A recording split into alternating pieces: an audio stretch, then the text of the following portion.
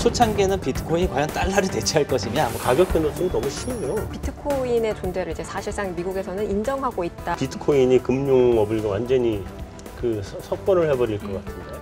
우리 옛날에 그 네이버 이런 데 벤처붐이 한참 일었을 때 네이버 이렇게 그 상장인가 등록인가 하고 그때 유행어가 뭐였냐면 걸어다니는 100억이라 그랬었죠. 기억나요? 우리 사주 받은 것들이 다 100억씩 돼가지고 거기 있는 사람들이 굉장히 많은 사람들이 걸어다니는 100억이라고 지칭을 했었어요.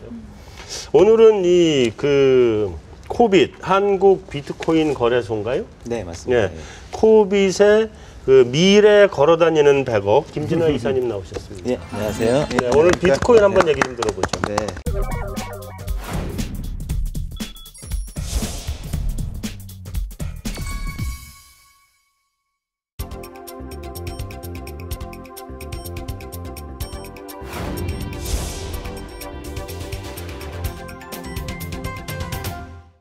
일단 소개부터 좀 한번 해주십시오.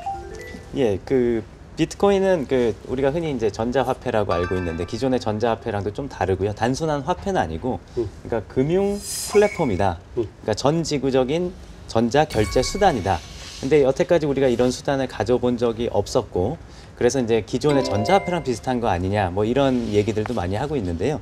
일단은 P2P 프로그램으로 우리가 뭐 파일 공유할 때 많이 쓰지 않습니까? 그런 식으로 이 P2P 프로그램을 사용하면 그 개인 간의 금융 거래가 금융기관의 개입 없이도 이 클라우드상의 장부에 기록이 되는 시스템입니다. 근데 이제 그 위에서 구동되는 화폐를 달러나 엔이나 유로를 쓰지 않고 비트코인이라는 글로벌 단일 화폐를 거기서 통용시키고 있어서 또 화폐로서의 특징도 갖고 있고요.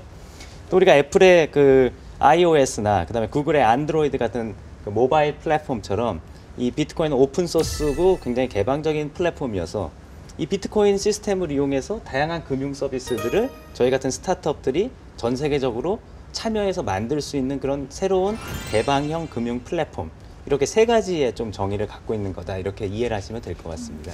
일단요, 그 이해가 안 갑니다. 죄송합니다. 네, 이해가 굉장히 안 가니까요. 여기 그 우리 중에 이 말 알아들을 수 있는 사람은 지금 안 나온 최창규밖에 없을 것 같아요. 그지?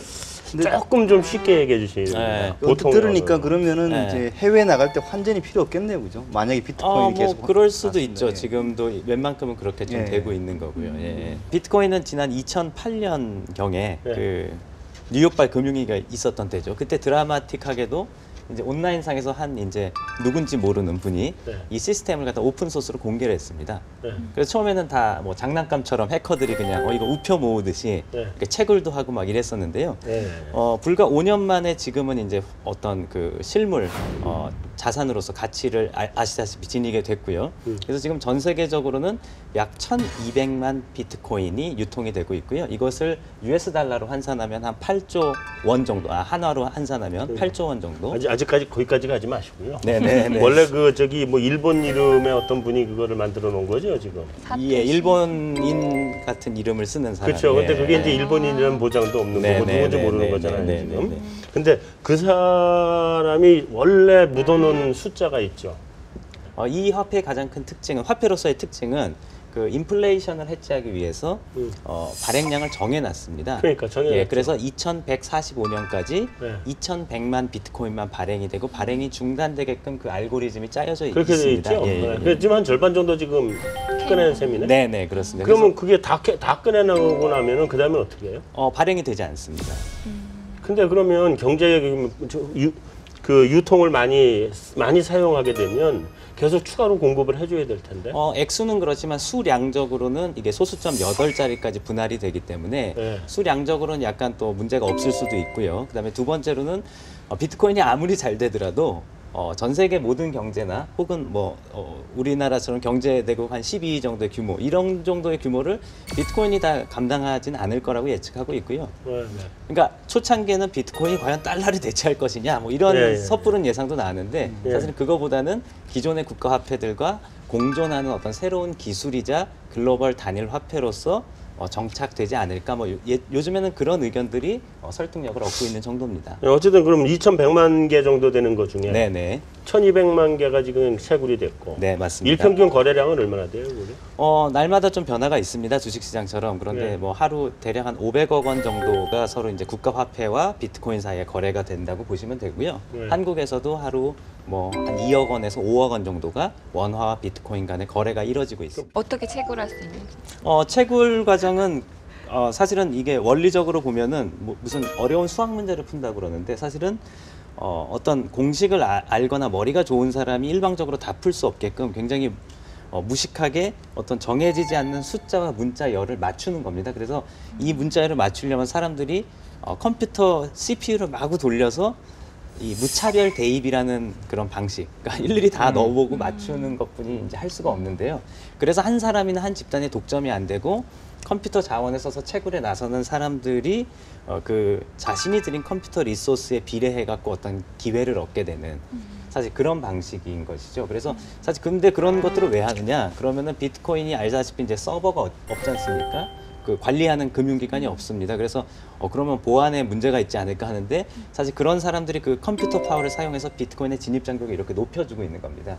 그래서 지금 사실 그렇게 해서 모인 그 마이너들이라고 하죠. 채굴자들의 컴퓨터 리소스를 다 합쳐 보니까 전 세계 슈퍼컴퓨터 상위 500대를 합친 것에 한 뭐 2000배까지 가고 있습니다. 그래서 웬만한 슈퍼컴퓨터 파워가 아니면 비트코인 이 시스템을 지금 해킹할 수 없는 정도까지 이르렀고요. 그래서 이제 사람들이 참여형 글로벌 금융 시스템이다. 뭐 이렇게 이야기를 하고 있습니다. 그럼 컴퓨터 가지고 이거를 이제 말하자면 이제 쉽게 얘기하면 그런 거죠. 우리 영화 이런 데 보면은 그러니까 훔치는 도둑들이 이렇게 비밀번호 4자릿수 알아내려고 뭐 갖다 끼워놓고 하루 종일 돌리고 앉아서 딱 걸리는 순간 나올 때까지 무차별 대입하는 그거 아니에요? 예, 말하자면? 그 며칠 전에 그 할리우드 여배우들이 그 예. 누드 사진을 폰에 있는 해킹 당했지 않습니까? 그때도 이제 해커들이 썼던 방식이 이제 무차별 대입 방식으로 그쵸? 예, 그런 건데. 알아냈다라고 이제 예. 내가 그거 하나 캐보려고 그러면 내가 컴퓨터를 가지고 돌리고 있어야 될 거 아니겠어요? 지금은 퍼스널 컴퓨터로는 약간 불가능한 정도로 난이도가 올라갔고요.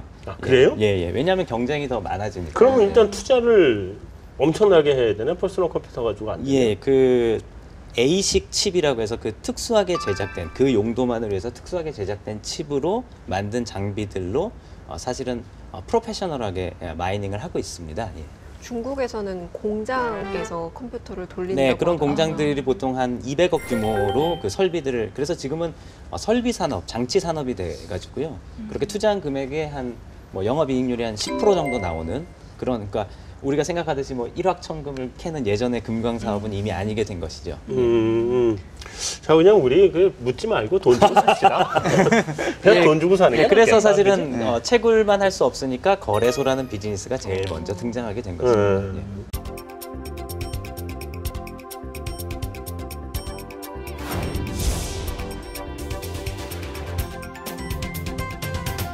현예신. 네.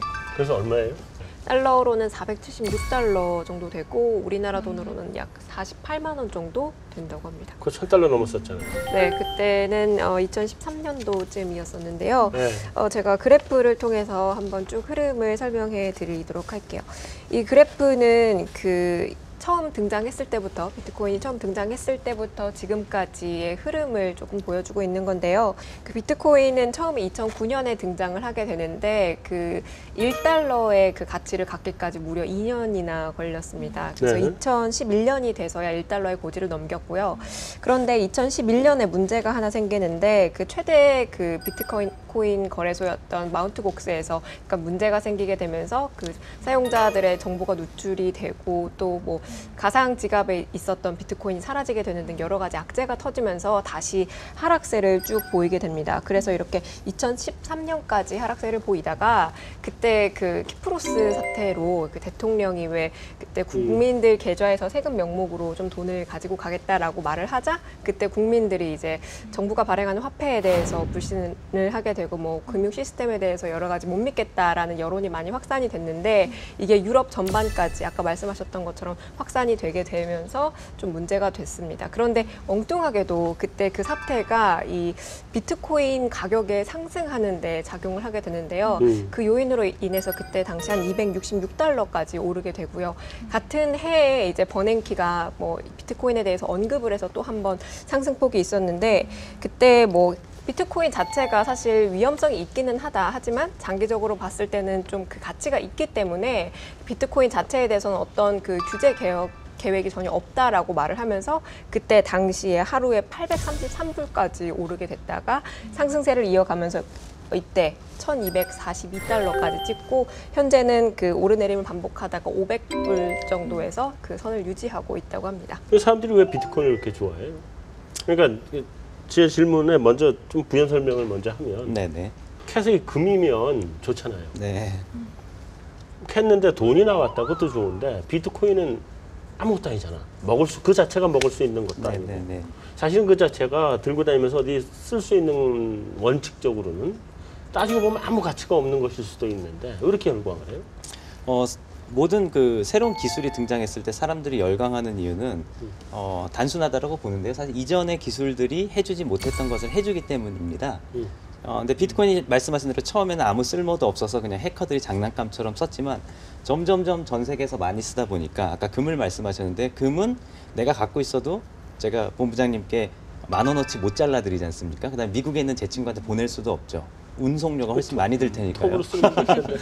그런데 이제 비트코인 같은 경우는 점점 시간이 지나다 보니까 그런 역할도 해주네. 쪼개주고. 예, 그다음에 보내주고. 가치의 저장도 되고 그런데다가 더 기술적으로 파보니까 금융기관들이 지금 이제 은행이라든지 크레딧 카드, 신용카드사들이 지금 많이 부과하고 있는 그런 금융 비용들을 또 획기적으로 줄여줄 수도 있겠네. 뭐 이런 사실들을 사람들이 알게 되면서, 그러니까 마치 스마트폰이 나오기 전에는 그럼 스마트폰에 깔린 내 휴대폰에 깔린 프로그램은 통신사가 다 알아서 해주는 건데 스마트폰이 나오니까 이거 내가 다 앱을 깔고 그러니까 더 좋은 앱을 만드는 회사들이 많아지고 이런 것처럼 새로운 기술이 나왔는데 이전까지는 불가능했던 것들을 해결해 주기 때문에 사람들이 좋아하게 된 게 아닐까 그렇게 생각하고 있습니다. 영국 같은 경우는 이 비트코인을 화폐로 인정한다라고 해서 지금 굉장히 많이 화제가 되고 있는데 그도 그럴 것이 이 영국 같은 경우는 세계 금융거래의 한 3분의 1 정도를 하고 있는 상태라서 굉장히 큰 금융 허브 시장을 가지고 있는데 아무래도 그런 국가 자체가 그 비트코인이라는 거를 인정을 하다 보니까 가상화폐의 영향력이 커져서 그런 건 아닐까 뭐 그런 생각이 드는데요. 저는 궁금한 게 이렇게 화폐로 인정을 하게 되면 그 이후의 변화는 어떻게 일어나게 되는지 궁금하거든요.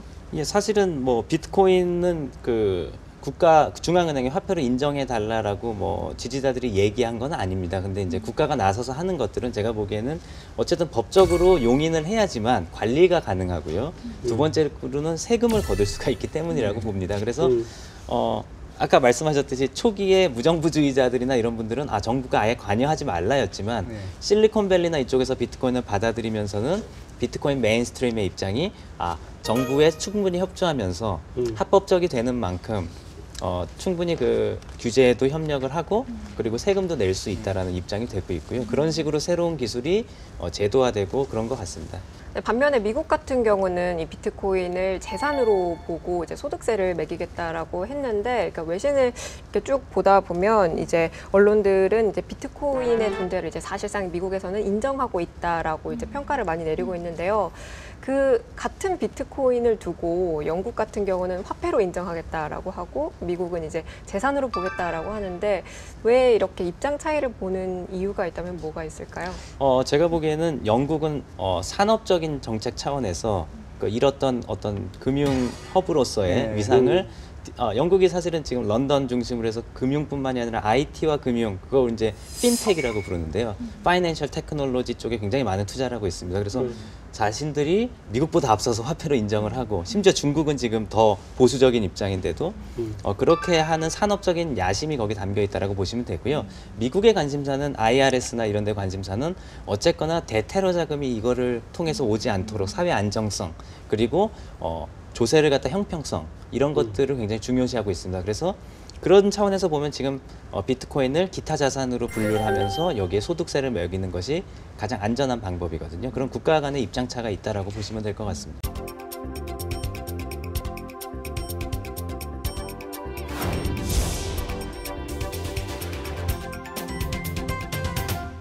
이게 이제 전자결제 시스템으로 들어간다 그러면 지금 기존에 굉장히 다양한 결제 시스템들이 이미 있단 말이죠. 네. 우리 도토리도 사실은 결제 시스템. 네네. 그죠? 그거 말고도 또 다른 결제 시스템들이 여러 가지가 나와 있는 상태인데 그 비트코인이 나와서 그 전자결제 시스템들을 이렇게 정리를 해버리는 그런 상황으로 갈 거라고 보세요? 그렇진 않고요. 네. 지금 뭐 가장 화제가 되고 있는 것들이 전 세계 IT 거대 기업들이 전부 다 모바일 결제에 뛰어들고 있지 않습니까? 그렇죠. 네. 그것은 이 모바일 결제 시장이 충분히 발전하지 않았다는 방증입니다. 네. 그래서 앞으로 모바일 결제 시장을 이제 선점하기 위한 다양한 기술적 또 금융적 경쟁들이 벌어질 텐데요. 네.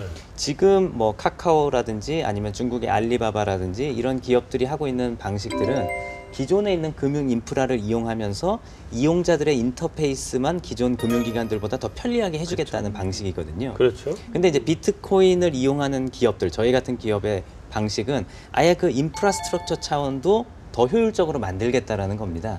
그래서 이것이 단순히 더 우수한 기술이기 때문에 이긴다라는 것은 아니고요.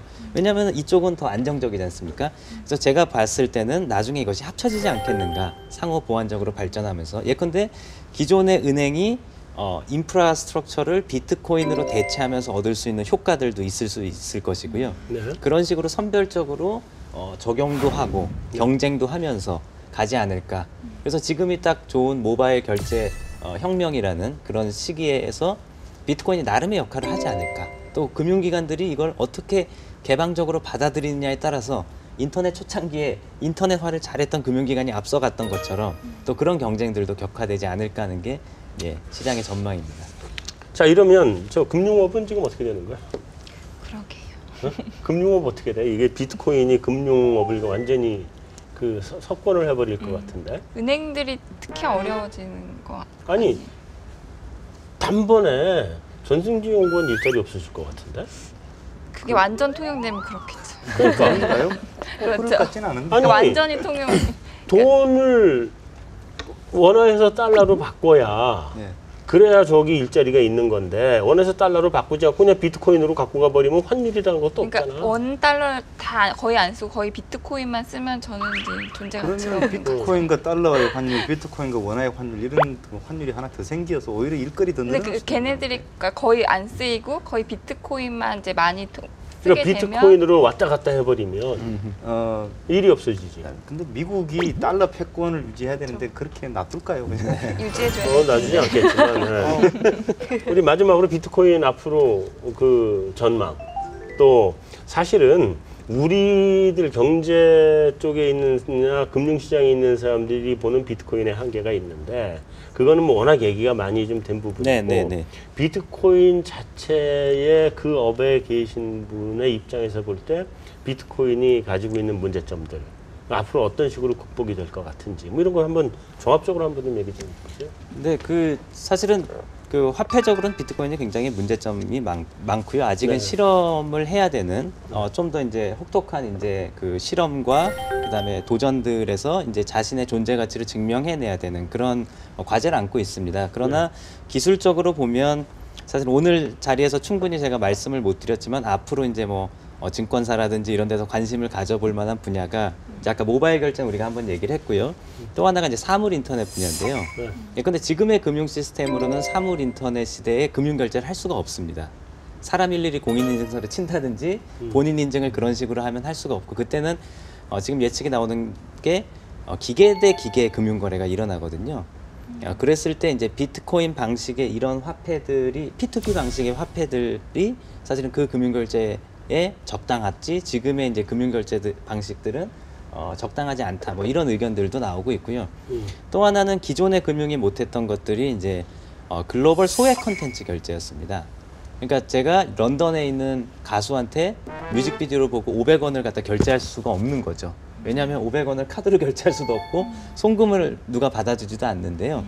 그래서 사실은 컨텐츠 산업이 우리가 싸이가 뭐 유튜브에서 1억 명이 봤어도 그거는 홍보용이고 월드 투어를 다니거나 음반을 팔아서 이제 이렇게 홍보와 네. 비즈니스가 분리돼 있었는데 비트코인이 보편화되면 아마 컨텐츠 비즈니스에서도 글로벌리 뭐 10원씩을 받는다든지 이런 비즈니스가 가능해지는 뭐 이런 기존 금융이 할 수 없는 머신 투 머신 금융 거래, 소액 컨텐츠 거래 뭐 이런 것들이 있고요. 그다음에 사실 비트코인은 개별 거래에 사실은 이거 뭐 얘기가 길어질 수도 있어서 간단히 말씀드리면 프로그램을 입힐 수가 있습니다.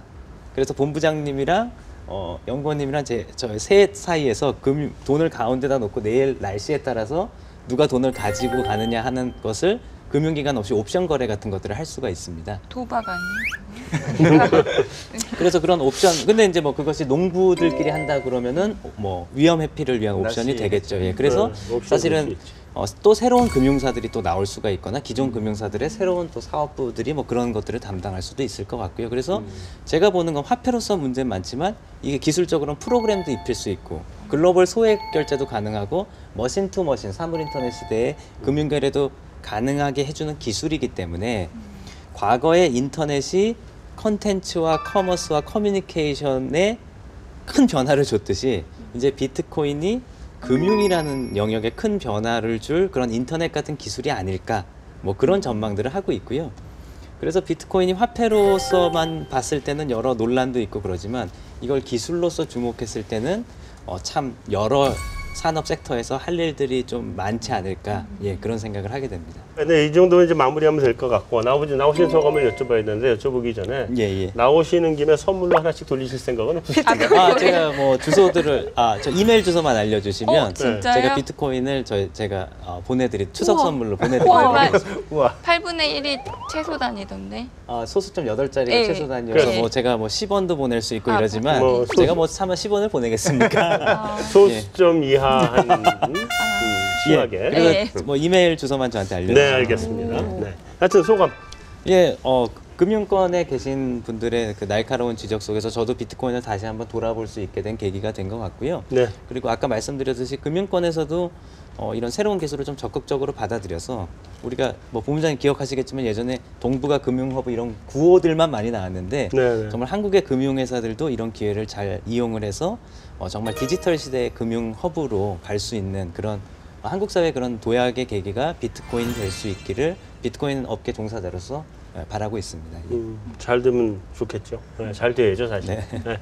나중에 걸어다니는 100억이 되죠. 명함 지금 미리 좀 발간에. 잘 보여주세요. 네. 나중에 그 상장하실 때 네. 그때 연락을 좀. 네, 알겠습니다. 아주 감사합니다. 아주 연락드리죠. 네. 친절해 주셨는데요. 말투도 누그러 주시고. 자, 이제 어쨌든 다음 주 한가위입니다. 우리 한가위의 복받으라고는 안 하지 뭐라 그래요? 뭐 풍요로운 풍요로운 한가위. 그렇게 맞아 네. 풍요로운 예 맞는 즐거운 즐겁고 풍요로운. 네, 즐거운 한가위 되시기 바라겠습니다. 네. 예. 이제 인사는 하죠. 예. 인사하고 네. 마무리합시다.